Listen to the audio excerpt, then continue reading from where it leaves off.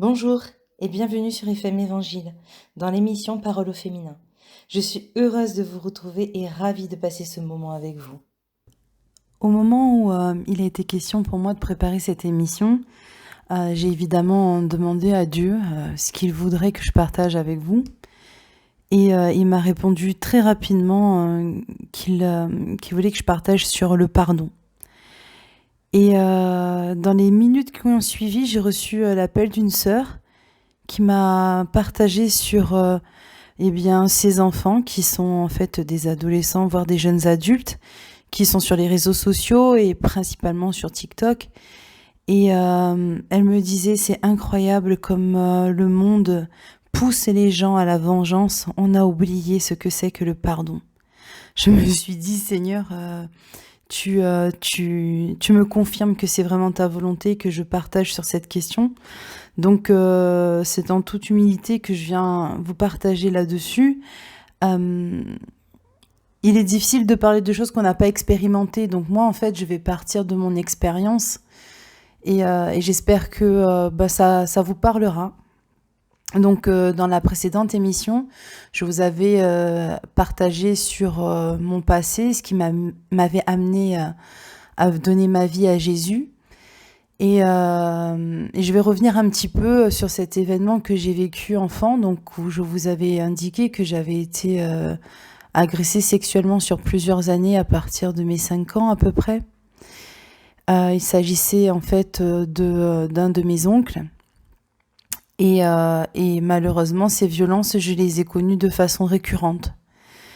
Il faut savoir que quelques années plus tard, il a quitté l'île de la Réunion et est venu en fait s'installer ici en métropole pour effectuer son service militaire. Et moi, je ne l'avais pas revu. Je l'avais pas revu et moi-même, plusieurs années après, bon, évidemment, je n'avais pas gardé contact avec lui. Donc plusieurs années après, je suis venue m'installer moi ici à Montpellier pour faire des études. Et encore plusieurs années après, ma mère s'est remariée. Donc à l'occasion de ce remariage, évidemment, j'ai été invitée puisque moi je me trouve sur la métropole. Et il faut savoir en fait qu'elle était vers Valence et moi donc sur Montpellier. Et sur le chemin, donc pour me rendre à son mariage, il faut savoir qu'entre Montpellier et Nîmes, on a à peu près une demi-heure en voiture. Et bien ce jour-là, on a fait ce trajet, donc Montpellier-Nîmes, qui n'était pas la destination finale, hein, mais juste Montpellier-Nîmes, ça m'a pris 2 heures. J'avais des nausées, mais c'était quelque chose qui m'envahissait, c'était atroce. Je n'arrivais pas à avancer. Chaque 10 minutes, je devais arrêter la voiture et ces nausées, elles étaient vraiment mais insupportables. Et en plus, elles venaient de nulle part. J'ai fini tant bien que mal à arriver à destination, mais vraiment pas sans difficulté. Et arrivé à destination, en fait, j'apprends que cet oncle est sur le point d'arriver. Je n'étais pas informée de sa venue. Il faut dire que notre famille a été assez dispersée ici, à droite, à gauche. Et je ne m'attendais absolument pas à le revoir. Il était question vraiment de le revoir dans les minutes qui arrivaient. Je vous dis pas l'état de panique dans lequel j'étais. Même quand je vous raconte cette histoire, j'ai encore le cœur qui bat. Même si je connais l'histoire. Parce que c'était vraiment un événement auquel je ne m'étais absolument pas préparée. Je me rappelle que quand j'ai su qu'il allait arriver incessamment sous peu dans cette maison où j'étais, je me suis vite réfugiée dans une chambre toute paniquée. J'ai appelé une sœur qui connaissait mon histoire et qui est un réel soutien pour moi. Et je l'ai appelée et je lui ai dit, écoute, voilà ce qui se passe. Je sais pas du tout ce que je dois faire. Et elle m'a dit, écoute Emma, ne panique pas, on va prier maintenant. Et c'est exactement ce qu'on a fait. Elle a prié pour moi. Je sais plus, je crois que j'ai prié aussi. J'étais toujours paniquée, hein, j'aimerais vous dire le contraire, mais j'étais toujours paniquée. Cette chambre se trouvait au sous-sol, donc je remonte le premier étage et en fait, je n'ai pas fini de monter les escaliers que je tombe nez à nez avec lui. C'était la première fois que je le revoyais depuis les événements et il faut savoir qu'en fait, dans ma famille, on est tous bien portants, bon, bon vivants. Tout le monde est pas très discret, toujours en train de rigoler. Et quand j'ai vu cet oncle-là, en fait, sincèrement, j'ai vu la mort sur lui. Il était maigre, le teint gris, les yeux tombants, les cheveux à moitié tombés. J'ai vu la mort sur lui, vraiment. Et vous savez, en fait, ce qui est incroyable, c'est que je n'ai plus eu peur, je n'ai plus été angoissée, j'ai été triste. J'ai été triste de voir la mort sur lui. Je sais pas, il y a eu comme un élément de compassion sur moi.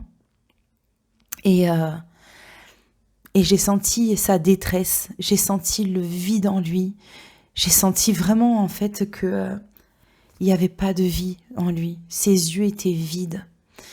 Il s'excusait à peine il s'excusait de vivre, en fait. C'est quelqu'un qui ne parlait pas fort et qui essayait, tant bien que mal, de rentrer dans les conversations. Je l'observais et je ne reconnaissais pas cet homme. Je n'identifiais pas cet homme-là comme un membre de ma famille tellement il était éteint. J'ai passé le week-end chez ma mère et tout le week-end, je l'ai observé. Évidemment, c'était ni le lieu ni le moment pour régler mes comptes, si on peut dire ça comme ça. Et puis, de toute façon, je voyais pas bien comment régler quelque chose, vu ce qui m'avait été pris. Je suis rentrée chez moi, sans trop savoir quoi faire avec tout ça. Et j'ai prié et le Saint-Esprit m'a demandé de l'appeler et de lui dire que je lui pardonnais. Et en fait, quand je vous dis que le Saint-Esprit me demande de lui dire, j'avais déjà fait ça dans mon cœur, en fait. Alors, je dis je l'avais fait, mais c'est pas vrai, c'est pas moi. En fait, le Saint-Esprit a mis en moi une compassion tellement puissante pour cet homme que le pardon était une évidence. J'avais compassion de lui. J'étais plus sa victime parce que lui-même était victime, en fait. J'avais pas réussi à identifier réellement, en fait, à ce moment précis. Aujourd'hui, j'ai plus de recul, donc c'est plus évident pour moi de verbaliser ces choses. Mais sur le moment, je savais que j'avais pardonné, mais je savais pas comment c'était possible. J'avais juste compris que c'était cette compassion que Dieu me donnait pour lui qui me permettait de comprendre que je lui avais pardonné. Je l'ai appelé parce que Dieu m'avait dit de lui dire qu'il fallait qu'il s'approche de la croix, qu'il se lave du sang qui était sur lui, parce que c'était le sang de la mort. Et je l'ai appelé et je lui ai dit que je m'étais convertie, que j'avais rencontré le Seigneur Jésus et que lui et moi, on n'allait pas faire semblant, qu'on savait très bien l'un et l'autre ce qui s'était passé. Il a essayé de minimiser les faits, mais je ne sais pas par quelle force, et j'ai pu lui tenir tête en lui disant non, voici ce qui s'est passé, tu ne peux pas le nier. Et il ne l'a pas nié. Je lui ai dit voilà, je ne viens pas pour te condamner, je viens juste pour te dire ce que Dieu m'a dit et pour ma part, je t'ai pardonné. J'ai raccroché et je n'ai plus rien attendu en fait de lui. Il n'était pas mon débiteur en fait. Je n'attendais plus rien. Pour moi, cette conversation, c'était la dernière que j'allais avoir avec lui en fait. C'était pas tout à fait ce que Dieu avait prévu, mais en tout cas sur le moment, pour moi, je lui avais pardonné, je ne retenais plus rien contre lui et je n'attendais rien de lui non plus. Et dans ma tête, je me disais, si un jour je devais me retrouver devant le tribunal de Dieu et que Dieu me demandait, évidemment c'est hypothétique, hein, c'est pas du tout comme ça que j'imagine les choses, mais je m'étais fait cette réflexion en moi que si Dieu me demandait si je retenais quelque chose contre lui, eh bien, j'allais pouvoir dire à Dieu non, je ne retiens rien contre lui. Une année plus tard, en pleine réunion de prière, je reçois un appel et c'était lui. Je lui réponds en lui disant que je suis en prière et que je le rappellerai après. Je sentais que c'était quelque chose d'important.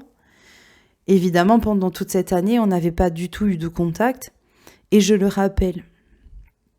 Et là, il me dit, je te demande pardon pour ce que je t'ai fait. Je lui ai simplement dit, mais je t'ai déjà pardonné en fait. Et il m'a fait comprendre que lui, il ne s'était pas pardonné. Et il m'a expliqué qu'il avait lui-même subi, enfant, des viols, qu'il avait vu ses frères se faire violer et qu'il avait été lui-même victime de plusieurs abus et de violences. C'est très dur parce que cette compassion que Dieu m'a donnée pour lui déjà 1 an avant a continué à s'accroître en moi. J'ai compris que cet homme, en fait, n'avait pas connu, comme moi, la paix de Dieu. C'est difficile, en fait, parce que on réalise combien le diable massacre les gens en les poussant à faire des choses atroces, comme des pantins qu'on mène à la baguette, et il les laisse avec la culpabilité et la mort dans l'âme.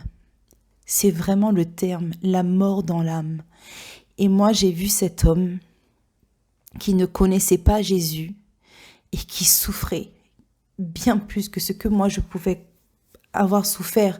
Parce que moi, j'ai cette grâce de connaître Jésus et d'être complètement libérée en fait de cette angoisse et de tout ce que j'ai connu, parce que j'ai connu ce qu'il vivait, mais lui, il a connu plus longtemps que moi et ça le condamnait. J'ai prié pour lui, je lui ai parlé de Jésus, mais tout ça me bouleversait, j'étais pas tout à fait prête et encore une fois, j'ai cru que c'était la dernière fois que j'allais lui parler. Il faut que j'arrête de croire que c'est tout le temps les dernières fois que je parle aux gens parce que visiblement, j'ai pas beaucoup de discernement sur cette question-là.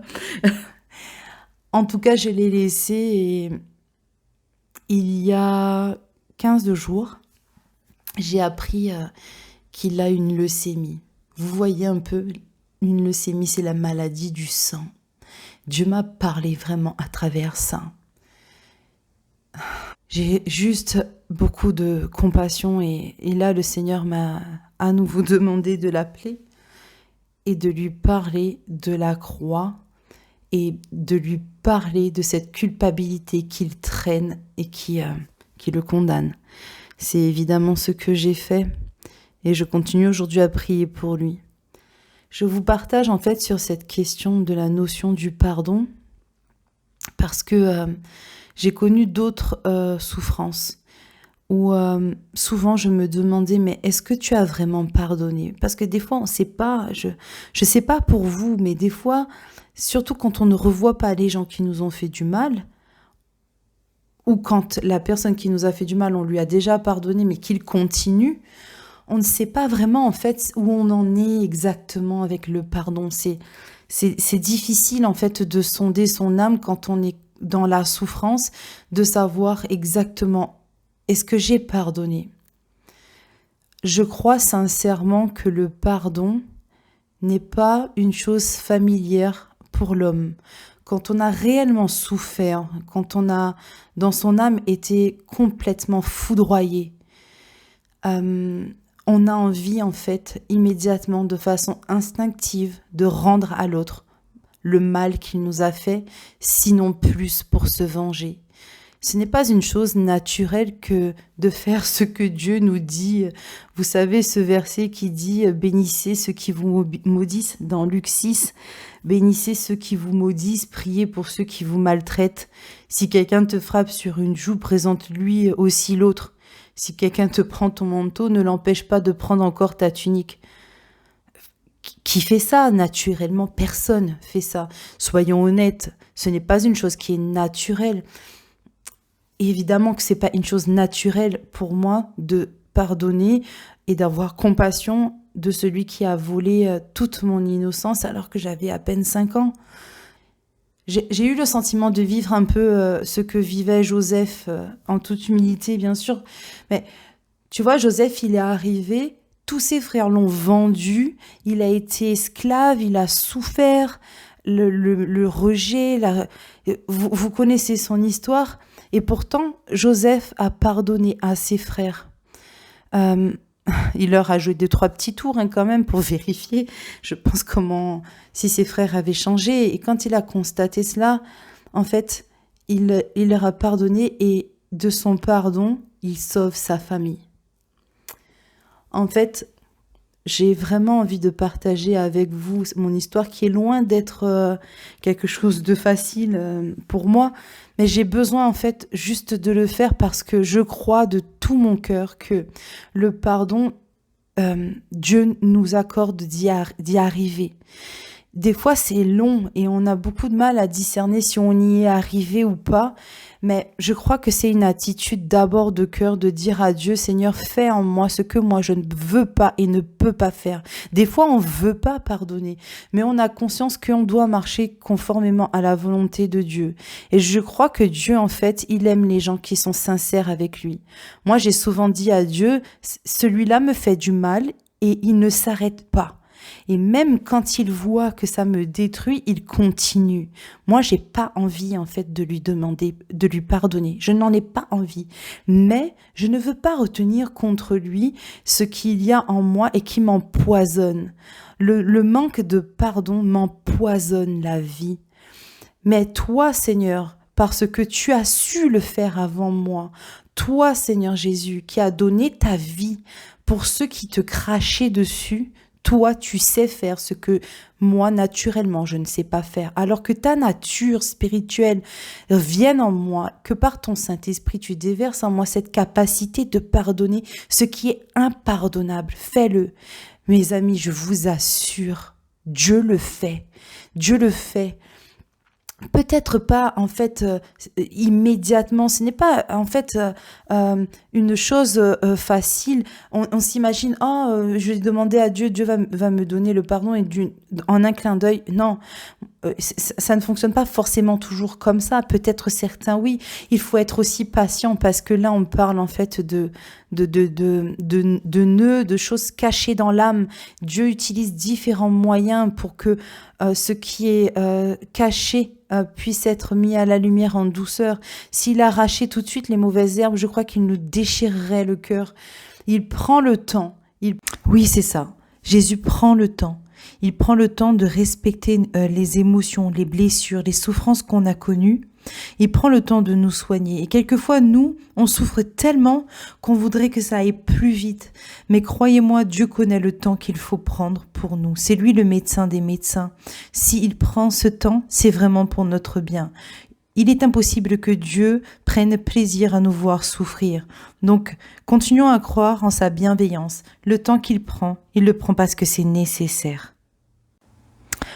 En fait, je pense que le pardon est un chemin qui commence souvent péniblement par une prise de décision.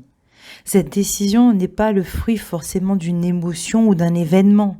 On peut tout simplement décider de ne plus porter le poids de la colère ou de la frustration qui nous tient dans une tristesse qui nous garde prisonniers.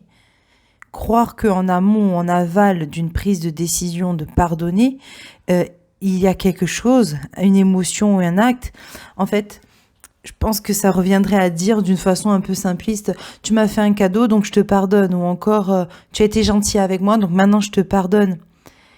Qu'est-ce qui se passerait si cette personne qui a été gentille ou nous a fait un cadeau reprenait un mauvais comportement?